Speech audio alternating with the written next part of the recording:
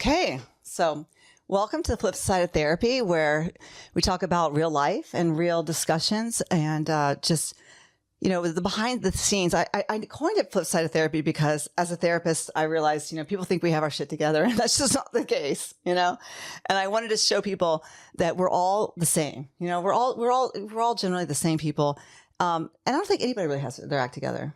I think we pretend to, and I think that we do, but the most honest people I find are the ones that are like, there's this great saying that the wisest man is the one who knows nothing, who admits to know nothing. Well, that's a good thing. Yeah. Because I know nothing. Yeah. So thank you. Right. But it also reminds us to be able to stay teachable and to be able to not, because when I get into my very right thinking, then forget it, lights out. I don't open myself up to other possibilities of listening to other people's opinions or anything like that. And we get our blinders on. Mm-hmm.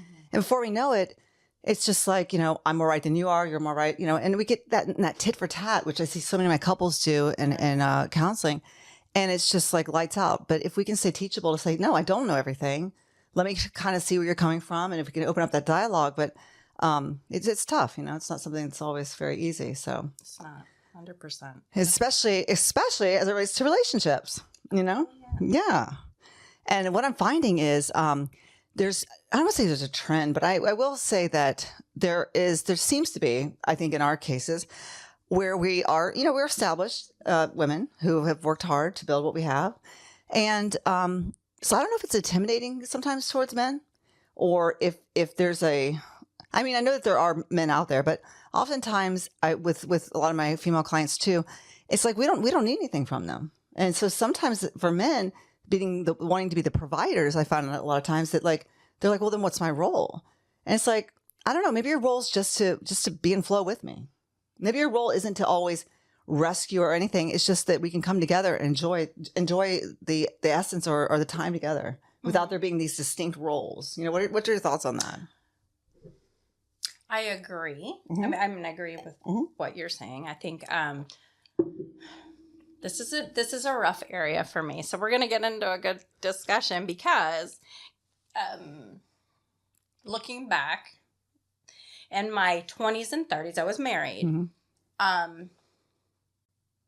I think society has taught women that we don't need a man. Right. And I don't agree with that. I don't agree with that either. Because, we're all created to procreate and whatever, right? Yeah. So, and we need love. Yeah. We need touch, we need connection. Right? That's one of those things you need.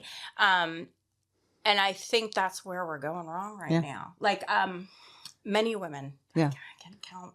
I can't even count them all on my hands. We're building this that are going through a divorce because, he doesn't, do this. He doesn't do that. I'm thinking, if you only knew, just work at it. Yes. Work at it. It's not going to be easy. Right. Learn how to negotiate. Learn how to compromise. There's a place in the middle where all can meet. Right. It's not just this black and white, And then we're raising, women to be like, well, you don't need a man. You don't need a man. What does that look like in the future? What does that to say to our children, our daughters, It's like, no. Right. I think that, communion with others and connection with others is ideally what all of us seek. Mm-hmm. It's just, how do you find ones who vibrate on your same frequency? Or how do you find the ones that, and without judging, like, okay, I had a bad past marriage or bad past relationship, and to see that as the teacher instead of like it being something that's doomed or whatever, but seeing every past relationship as pointing you back to yourself and coming back home to that place of like, hey, because I was outside of myself for so long, seeking, to fill outside to fill inside, and this void, I realized that, again, that was an endless search, and coming back to self. I think the whole journey is about self-love. That was a gold nugget for me when talking with you. Mm-hmm. That was the golden nugget for me. Yeah. It was. Yeah. Because you really stop and think, and you're like, oh, yeah. Because I think for a lot of women and men too, it's like we have to question, like, how long am I going to live outside my alignment? And maybe I should discuss what is alignment. Alignment to me is that place of ease, peace, flow, where there isn't this need to try to get others to get us or defend ourselves. And so when I think about that in collaboration with a partner, I think of it as a beautiful dance where two people just want to be together. It's effortless. It's not like it's not like a tug and pull. Like, I see with so many couples, just like, he doesn't want to spend any time with me or this. And I'm like, hey, if you're having to ask so many times, then because I know what love does do. Love wants to lean in. Love wants to try. Love wants to seek to understand. Love is effortlessly trying to always be there and support. Not do the work for someone else, but it wants to hear, how your day is. It wants to, it's not, love isn't selfish, but it's also not going to, on an individual level, it's not going to allow you to leave your own alignment, and that's something I think that the conditioning of women for so many generations, people pleasing, and being the good girl. I know from a young age, very young age, I was taught, I can remember when I was little, my mom being like, hey, your dad's going to the grocery store, go with him, or you need to go with him. And I'd be like playing, and I'd be like, why? She's like, to keep him company. And I was just little things like that. And I was like, well, isn't he fine by himself? But I remember, she's coming from 1950s. Right. And I'm like, that real caretaking codependency. It's like, put yourself last, put others first, and just do. I remember like her telling me, when you're at a party or whatever, work the crowd, make sure that you connect people, other people, like if Betty Sue meets Carol over here, find a common interest. And I thought it was always work that had to be done and stuff. And I was never able to just enjoy just being. Yeah. That's a lot of pressure for a kid. Yeah. Well, work a room. Well, yeah, exactly. And, but that takes on the role of it is my responsibility to make sure everyone else is having fun. And what a heavy role that is.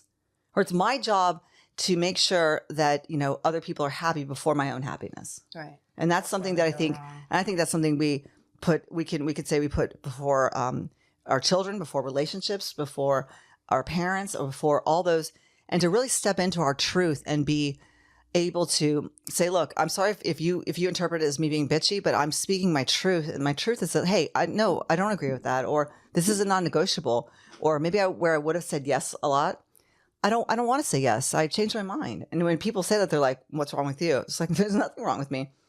Today I just feel different. I feel like I don't want to do for others what they can do for themselves.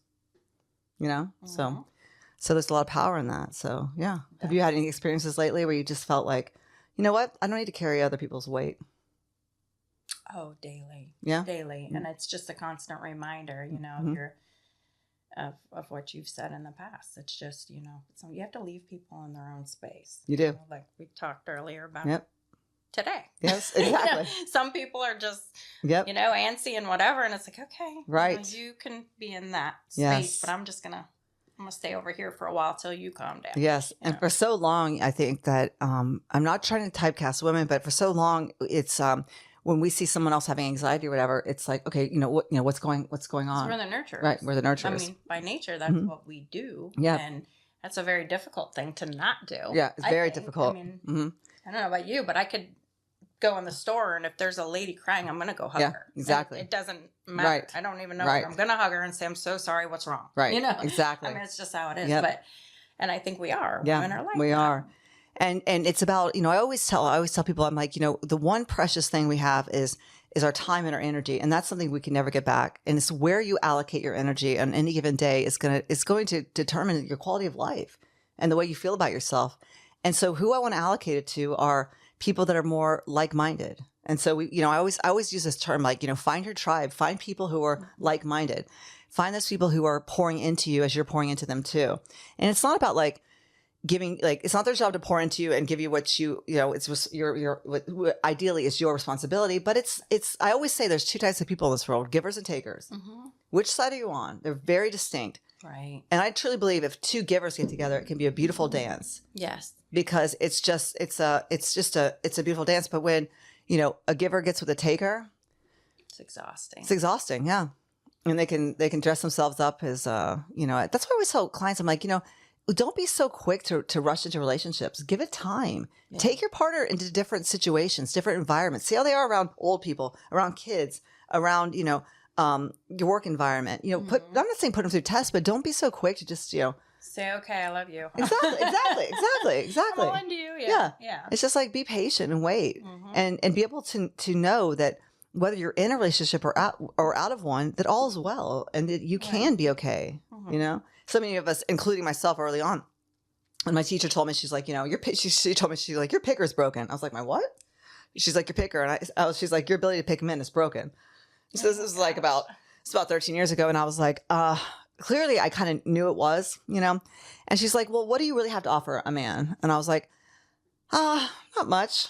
She's like, well, you're passive aggressive. You play games. And it was true. It was true. I was just at a level where I'd gotten out of some toxic relationships and I wanted to have a healthy relationship, but I didn't know how. You know, I didn't know how until I'd done the really individual work of peeling back all those layers of truly knowing who I was. Mm-hmm. But we were taught by our parents and their parents and parents through maybe use of sarcasm growing up. Oh, yeah. Yeah.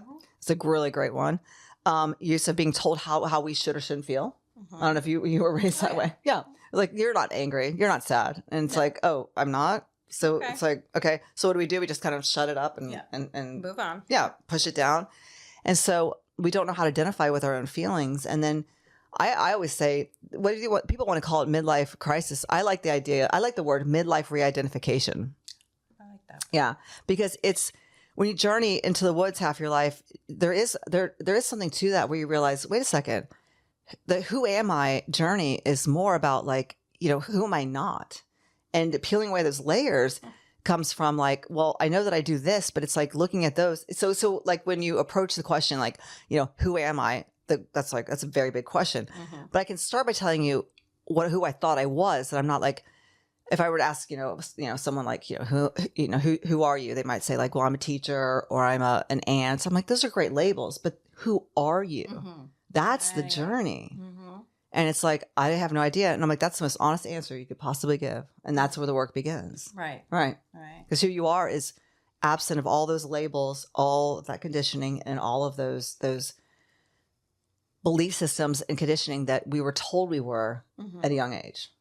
That is, you know, start fresh. Exactly.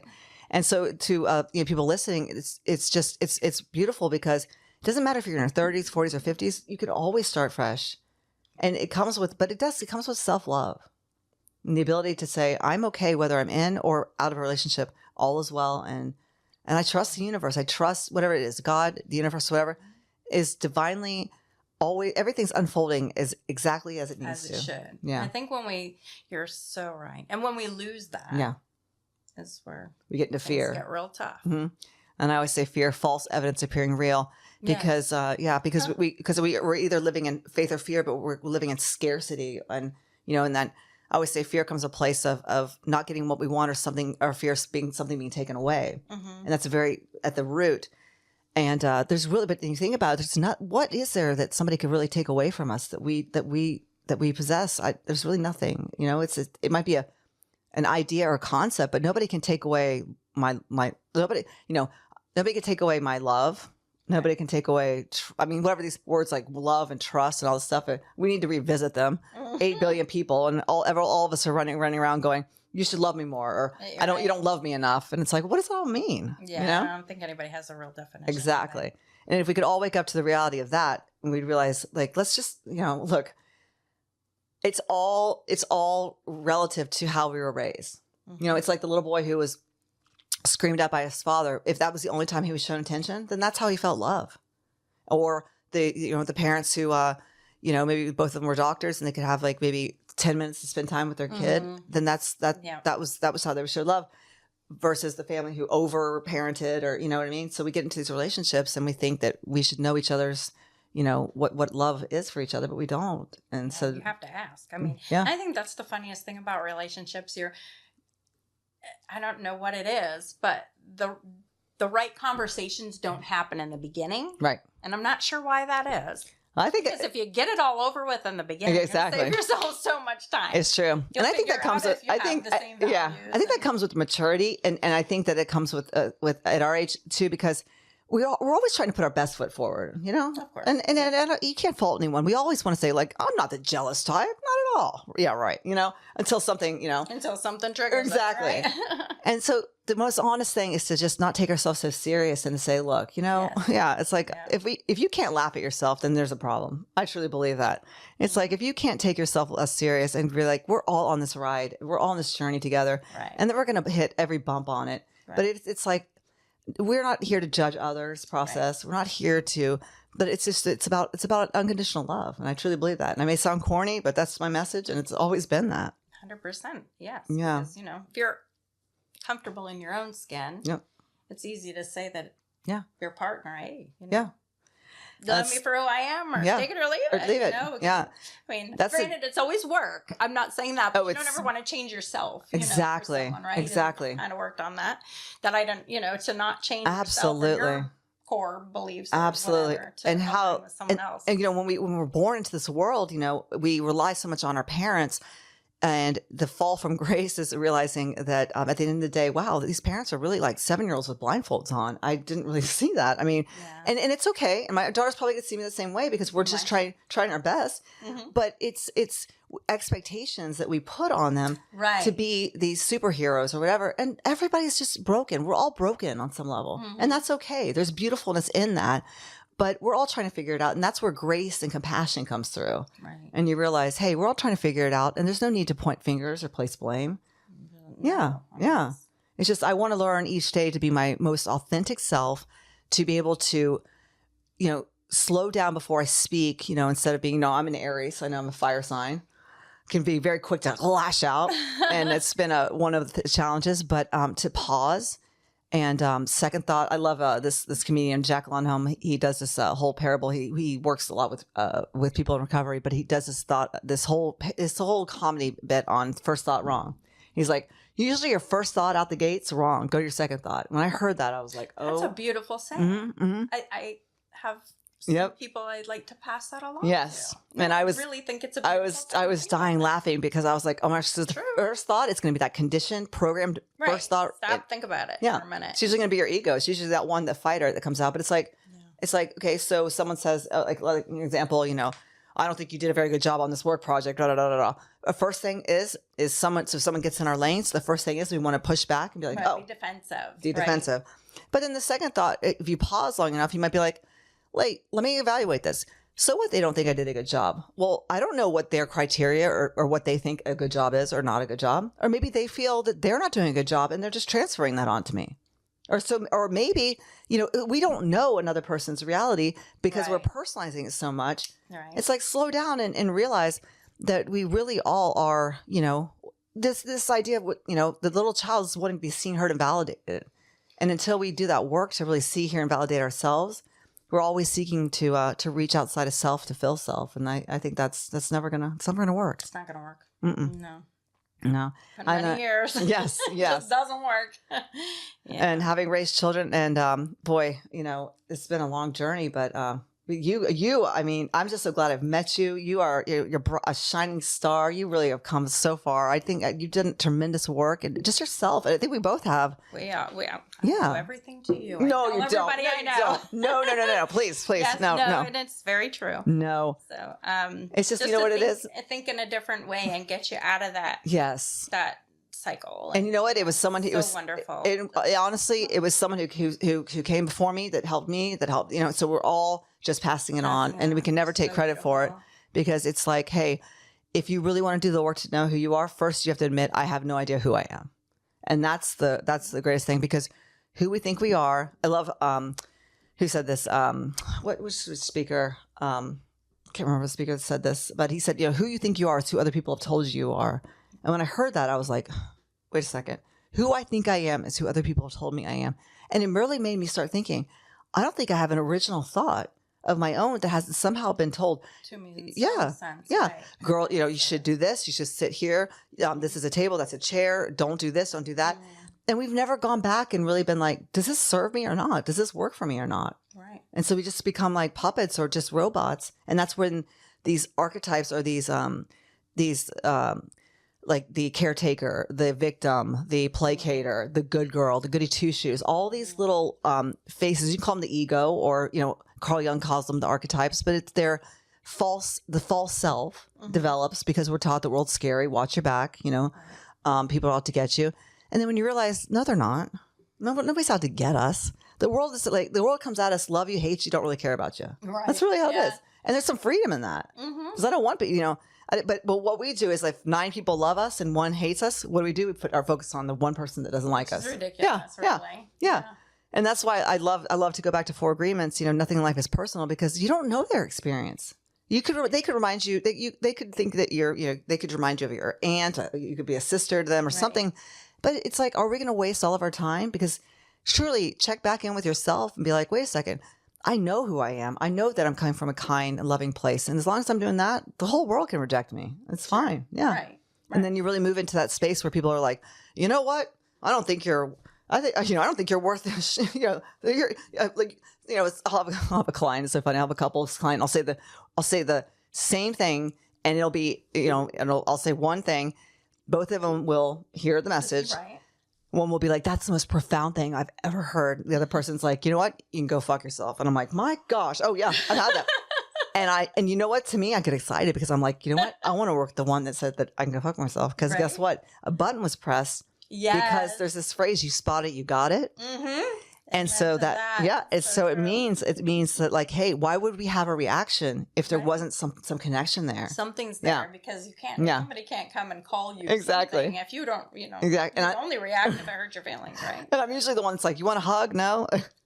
That's so funny. I know, it's true, but that's where the real work is. And if you're brave enough to do that work, to say, look, I'm notoriously, with all my clients and all my friends and stuff, I'm like, I like to work in the dark because that's what brings us to light. I'm okay looking at like, where was I envious? Where did my pride get in the way? Right. Where did I have an expectation that wasn't met? Where did I have this idea that somebody should or shouldn't treat me a certain way? And that's where I get trapped up, and that's where we give all our power away. Mm-hmm. And today I don't want to give my power away. Agree. Yeah, it's not necessary. Not necessary. So it's not. No, but that was the other golden nugget was to look at things and just don't take everything so personal. Yeah, because it's really not. It's not at all. It's not all about you at all. Nobody really cares. No, and that's the funniest part because how and much freeing part is lifted off you when you think about. Mm-hmm. I can get up, and this is so funny, but I can get up on a Saturday morning and run now because of you. Yeah.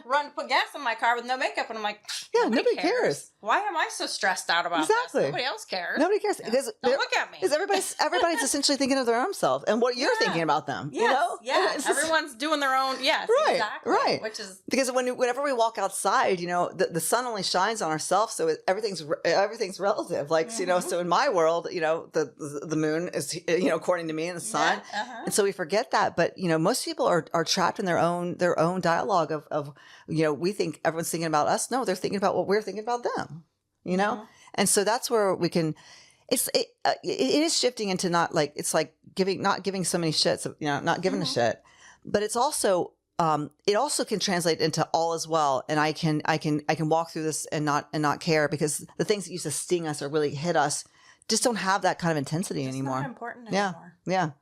So like coworkers, whatever, like, I don't think you're doing a very good job. I'm like, okay, well, that's fine. Because you think I'm not doing a very good job. So then instead of being like, how dare this person, you might say like, well, can you expand on, give me an example? That's what I would say. Can you give me an example? Yeah. Or what would you like to see? Yeah. Or so give me an example of how you think I'm not doing a good job. Sure. Because all that's going to be according to them, right? Their constructs, their conditioning and everything. Mm-hmm. But if I can check back with myself and go, in this moment, I truly think I'm giving my best. Right. Then there's no reason to get upset. There's no reason to find fault. It's just, it is what it is. Right. Yeah. So it's a different level of maturity, definitely. And it's constant work at turning it over and also getting out of our own way.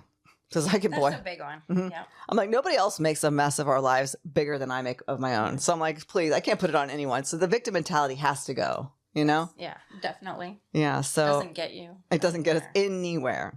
So self-love, and I think it doesn't matter what age you're at, as long as you can eventually tap into this source of just like really just loving yourself and saying that God, spirit, whatever you have has a great plan, far better than one we could ever come up with. Absolutely. Just get out of our own way and just let life allow the allowance to just surrender to what is.